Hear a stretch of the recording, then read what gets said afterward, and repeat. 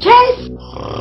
Horlama, yumuşak damak ve küçük dilin normalden fazla büyümesi ya da sarkması sonucu oluşur.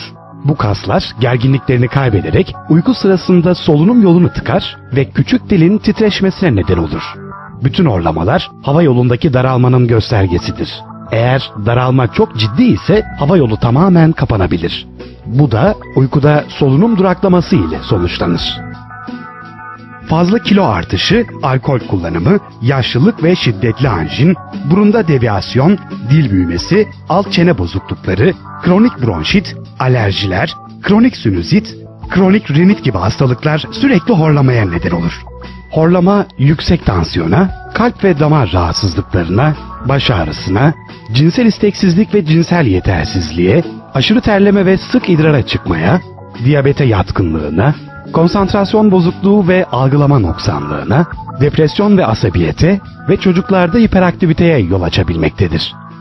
Horlayanlar uykularının çok az bir kısmında derin uyku fazına geçebilmekte, bu da dinlenmeden geçirilen bir geceye, ardından uykulu, yorgun ve verimsiz bir gündüze neden olabilmektedir. Araba kullanırken veya iş başında uyuklamalar görülür ki trafik kazalarının en büyük nedeni sayılan direksiyon başında uyuklamalar böyle bir gecenin sonucunu doğurabilmektedir. Horlama aynı zamanda sosyal bir sorundur. Horlayan kişi alay konusu olabilmektedir. Horlayanın çıkardığı ses aynı yatağı, odayı, hatta aynı çatıyı paylaştığı kişileri rahatsız eder. Horlayan kişi eşinin uyku süresinden ortalama 1 saat çalmakta, eşini uykusuz bırakmaktadır. Horlama aile yaşamını ciddi biçimde tehdit edip boşanmalara neden olabilmektedir. Kes! Kes!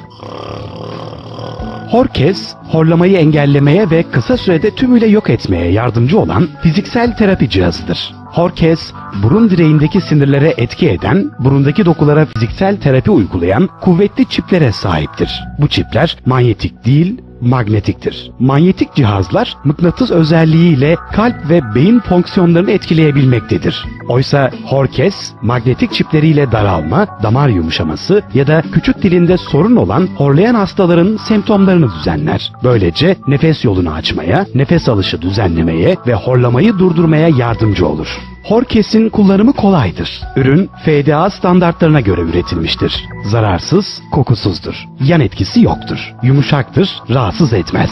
Fiziksel nedenlerden kaynaklanan horlamayı aynı gün durdurmaya, düzenli kullanıldığında ise 3 ay sonradan itibaren tedavi etmeye yardımcı olur. Horkes, 5 yıl güvenle kullanılabilen bir cihazdır. Horkes, İyi uykular herkes.